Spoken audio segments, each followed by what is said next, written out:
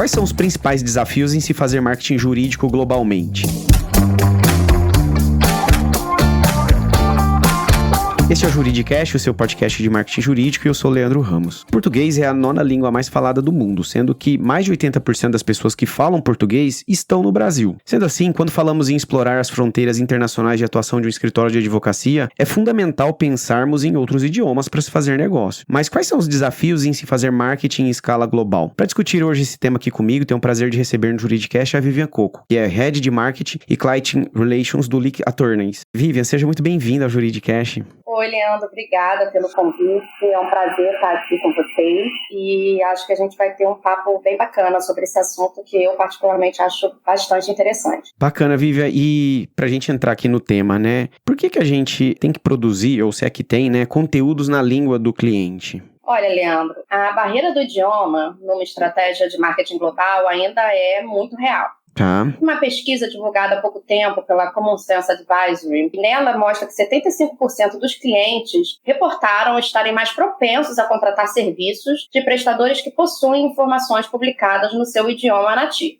Essa pesquisa também mostrou que 74% dos clientes também são propensos a voltarem a fazer negócios com empresas ou escritórios se o processo do pós-venda, da pós-contratação, continuar sendo feito nesse idioma. Então, isso vai envolver não só, por exemplo, a tradução do seu website, mas tem a tradução dos contratos, das suas tabelas de honorários, ou até mesmo você pensar em ter uma pessoa que fale aquele idioma que você está, se propondo, do público-alvo que você se propõe a alcançar, que possa fazer esse intermédio com esse cliente.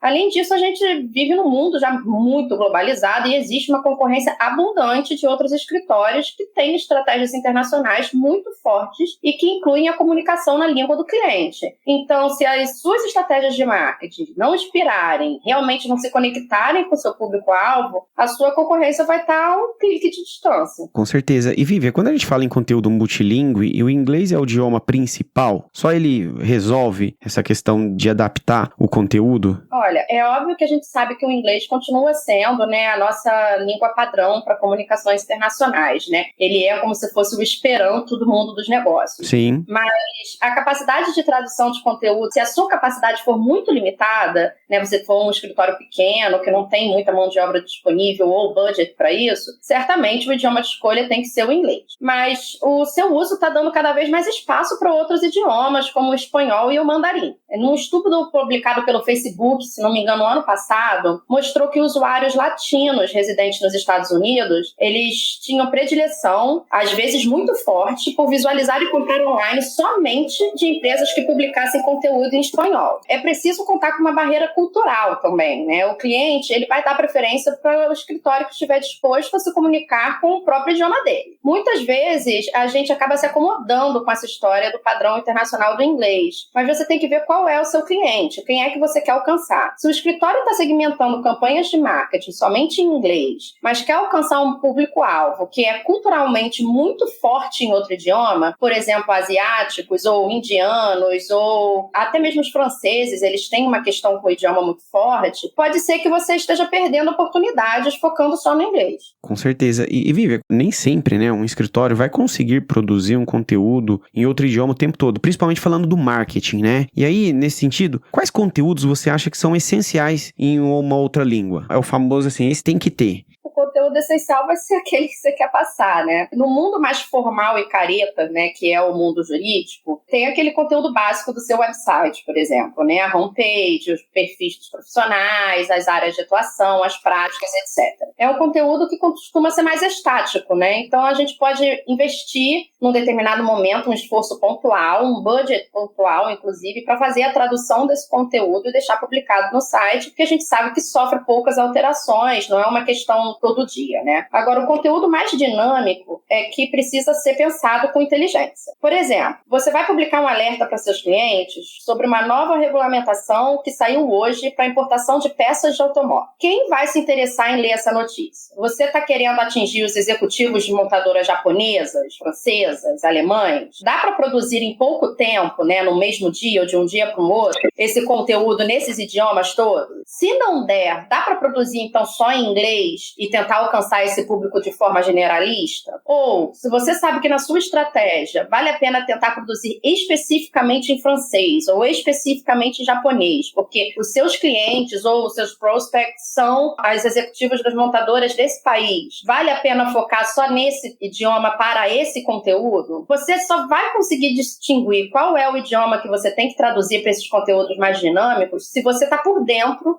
do planejamento de desenvolvimento de negócios no seu escritório, né, de curto e médio prazo. É uma decisão que só fica clara quando você entende o seu negócio, quando você sabe qual é seu público-alvo, quando você está por dentro dessas decisões estratégicas de relacionamento com o seu cliente. Perfeito. E Vivian, se tratando de redes sociais, uma dúvida muito comum é sobre como fazer posts multilingües, né? Você acha que é melhor fazer um post em português e outro em inglês, ou fazer todo o conteúdo, né, desse post multilingüe no mesmo post? Olha, essa é a pergunta do milhão, né? Todo mundo me faz essa pergunta. Eu sempre cito o exemplo do primeiro-ministro canadense, o Trudeau. Ele posta nas redes sociais dele o mesmo conteúdo 2 vezes.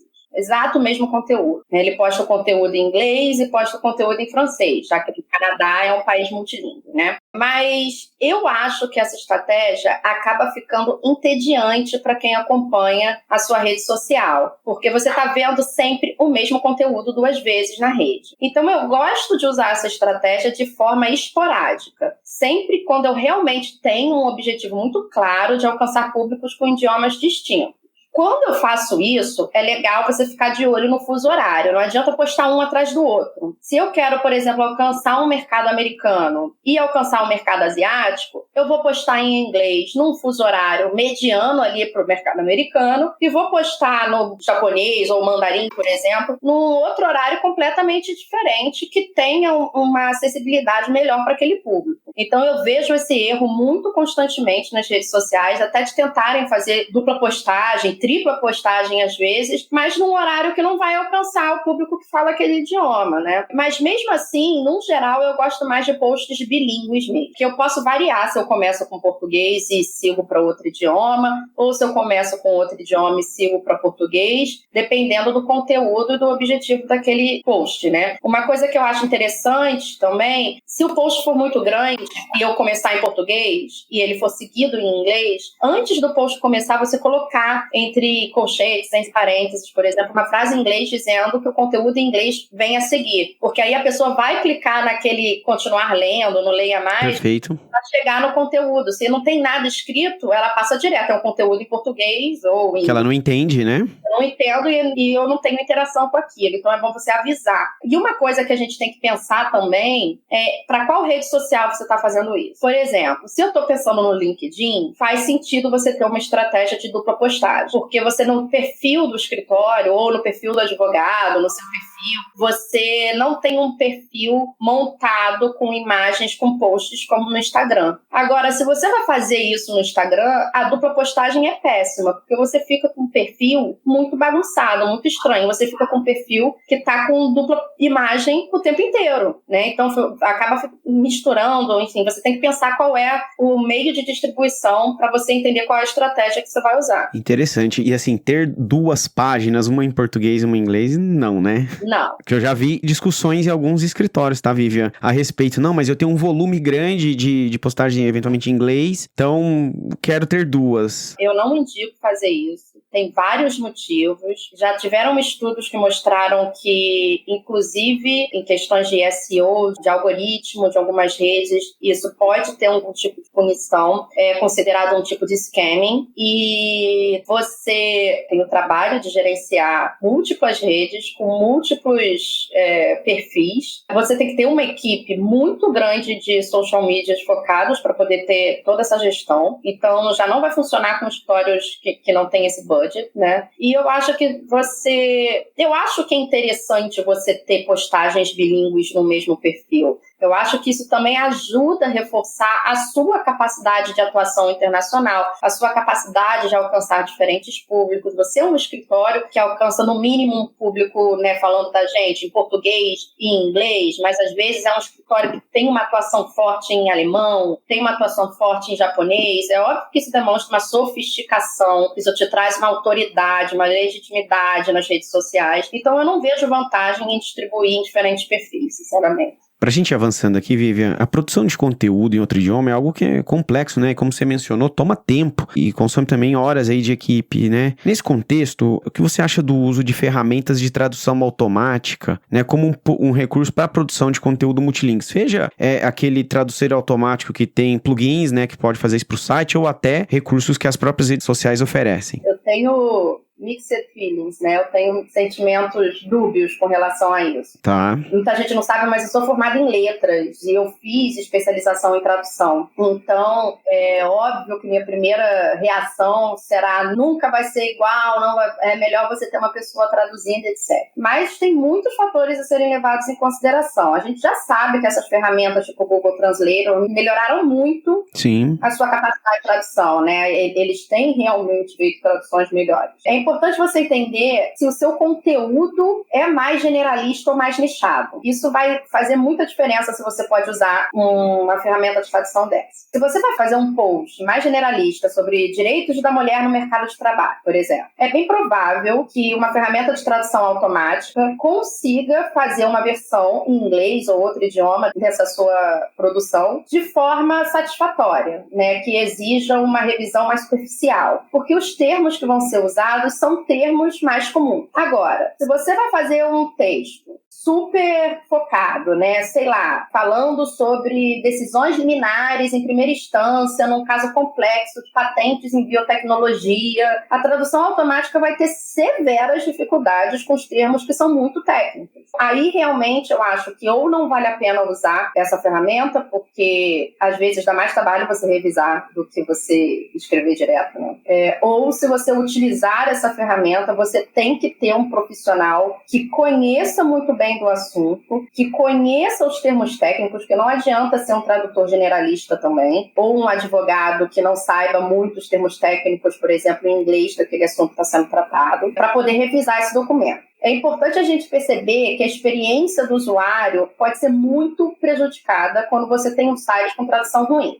Moeda exibida incorretamente, aquela questão da moeda para a gente é ponto e vírgula, e para outras nações vira vírgula e ponto. Essas coisas causam um estranhamento na leitura, que você não quer causar, né? Outra questão também são neologismos, piadas. Você já tentou traduzir uma piada pro inglês? É difícil pra caramba. Eu acho muito engraçado, por exemplo, que as pessoas tentam assistir seriados no Netflix ou em outras redes de humoristas americanos dublados para o português ou até mesmo legendados. Muita coisa não faz sentido, você fica sem graça pra gente. Com certeza. Porque não consegue traduzir coisas tão culturais de forma tão literal. E o Google Translator não vai conseguir fazer esse tipo de regionalização do conteúdo, né? Mas a gente sabe que a contratação de um tradutor, interno ou externo, é um custo alto. E se não for viável, eu acho que você deve usar o Google Translator, levando em consideração essas questões, sempre ter alguém na função de revisão desse conteúdo antes de postar. Não posta direto, gente, porque eu vejo muita barbaridade nos conteúdos postados em outras línguas. É assustador. E sobretudo no direito, né, que tem peculiaridades em cada país, né? O direito, ele fala sobre a cultura dos povos, né? Então, como é que se traduz através de uma ferramenta, né? Muitas vezes não se traduz, né? É muito difícil. E você também, assim, tem questões muito culturais que podem influenciar. Lembrei de um exemplo agora do BuzzFeed. O BuzzFeed, ele é conhecido por fazer postagens, artigos deles, eles postam em inúmeros países, o mesmo conteúdo em vários idiomas, né? Eles têm equipes só para isso. E são aqueles conteúdos bem assim, não sei quantas maneiras de surpreender, sei lá o quê, né? São listas, né? E tem um conteúdo que eu achei muito legal, que o conteúdo em inglês era assim, 24 coisas que os homens nunca entenderão, né? Esse era o conteúdo em inglês. Quando ele foi traduzido para português, ele virou 20 coisas que os homens nunca entenderão. Não eram 24 mais. Então, já isso caiu o número. pensar que o homem brasileiro ele é mais compreensivo com algumas coisas, né? Porque ele entendeu mais coisas. Com certeza, na hora da tradução, teve que ter alguém ali que não fez uma tradução direta, que teve que entender, cara, isso daqui não faz o menor sentido na cultura do Brasil. Não adianta botar no texto. Tem que ter uma filtragem, né, Vivian? E essa filtragem, essa camada, ela é humana, né? A gente na tradução chama isso de aculturamento ou de regionalização do conteúdo, né? Então, e isso você não vai conseguir com a ferramenta automática. Infelizmente, você precisa, ou felizmente, né, você precisa de um ser humano ali intermediando esse processo. Perfeito. E Vivian, avançando aqui no nosso tema, antigamente bastava produzir um bom conteúdo que essa ação já colocava a empresa em destaque, né? Ou seja, você ganhava o jogo fazendo um bom conteúdo. Hoje, fazer um bom conteúdo só te coloca no jogo, né? Porque no fim é preciso saber distribuir esse conteúdo. Então, diante disso, como construir uma estratégia eficaz de distribuição de conteúdo em outros idiomas? Olha, a produção de conteúdo é essencial. Acho que eu não preciso, né, bater nesse ponto. Eu acho que já, inclusive aqui no Juridicast, já teve vários episódios que focaram em marketing de conteúdo, etc., que são bem legais. Essa questão da distribuição, eu acho muito importante. Se você tem uma estratégia focada em outros mercados internacionais específicos, é importante você contratar um especialista de SEO local. Tá. Isso vai tornar a sua estratégia mais eficaz. Por exemplo, nem todos os países usam os mesmos mecanismos de pesquisa ou as mesmas mídias sociais. A gente tem, por default, né, por padrão, achar que o Google, o SEO do Google, é o que tem que ser investido para você alcançar aquela cobiçada posição ali dos primeiros lugares da primeira parte. Mas, se você está falando de campanhas para a China, o Google é proibido lá. Não adianta nada, né?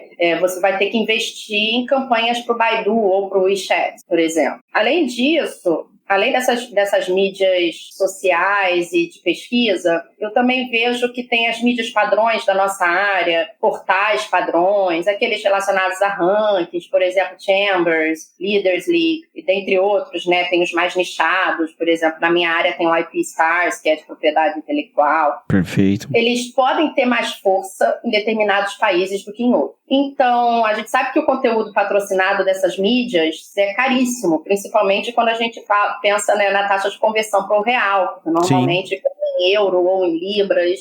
Então, não vale a pena você sair atirando, comprando perfil ou artigo ou Q&A, etc., nessas mídias, que são fortes num país que não é o que você quer alcançar. Então, você tem que entender bem qual é o seu conteúdo e não pagar só para ter o seu perfil lá. Eu vejo isso, né? Não, paga para ter o perfil, se você soma tudo, no final sai um budget enorme, que muitas das vezes poderia ser super bem investido numa estratégia global mais eficaz, de repente pagar um SEO local de onde você precisa, ter uma equipe de tradução melhor para fazer seu conteúdo, e você ficar pagando perfil em rankings que não alcançam o público que você quer, que é muito mais forte na Inglaterra e não nos Estados Unidos, que tem o seu público focado na França, como é o caso da Leaders League, por exemplo. Por mais que eles tenham atuação global, você tem que entender quais são os players dentro dos lugares que você quer alcançar. Se você quer alcançar o Brasil, você tem que investir na análise. A gente sabe que é a maior ferramenta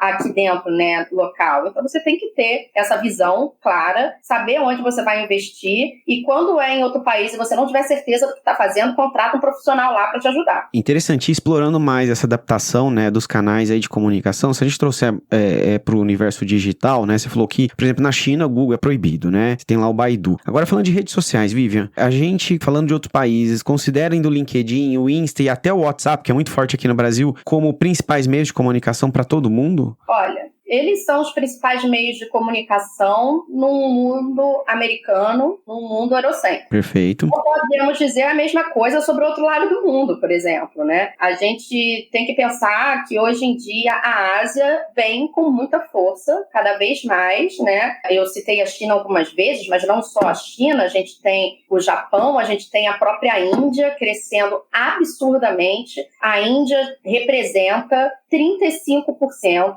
de todo o acesso à internet através de telefones celulares do mundo. Só a Índia, né? Então, a gente tem que pensar que quem você quer alcançar? Se você quer alcançar só Europa e América, essas ferramentas são ótimas. E mesmo assim, você tem que pensar quais são as ferramentas que alcançam. O WhatsApp é muito utilizado aqui, mas não é tão utilizado em outros países americanos. Nos Estados Unidos tem lugares que usam, tem lugares que não usam. Na Europa tem lugares que mal se usa o WhatsApp. Então, de repente, não é a melhor ferramenta, tá? Você vai ter que fazer uma estratégia de distribuição do conteúdo focada. Se você está pensando em fazer uma estratégia para empresas de telecom, por exemplo, né, que agora fala-se muito, 5G, né, então as empresas, você quer fazer uma estratégia para alcançar empresas de telecom. Você vai ter que fazer uma estratégia pensando tanto nas mídias sociais americanas quanto nas mídias sociais asiáticas, porque a gente tem dois grandes players nesse mercado hoje em dia que, né, brigam muito entre si, que são os chineses e os americanos, né? A gente tem um pouco ali da Europa, por exemplo, com Ericsson, por exemplo, mas assim, os que estão brigando fortemente são os americanos e os chineses. Então, quem você quer alcançar um público só desse, então você foca na rede social e no idioma que você quer. Senão, você vai ter que... Não adianta fazer LinkedIn para a China, não adianta fazer WhatsApp para a China. Inclusive, isso é bloqueado lá. Então, você vai ter que fazer outras estratégias com outras redes, né?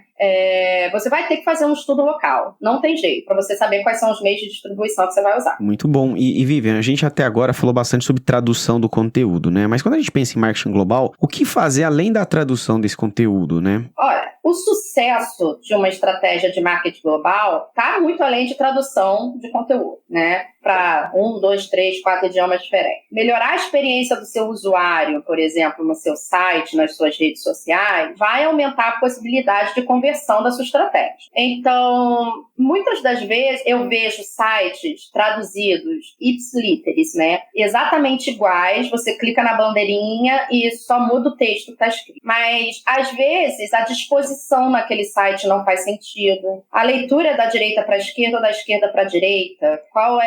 O que costuma puxar o foco daquele público, né? Às vezes é um público mais focado em imagens super tecnológicas, às vezes é um público culturalmente mais conservador e uma imagem do grupo de sócios na mesa, aquela imagem bem padrão, vai ter uma aceitação melhor. Então não adianta você só traduzir conteúdo, né?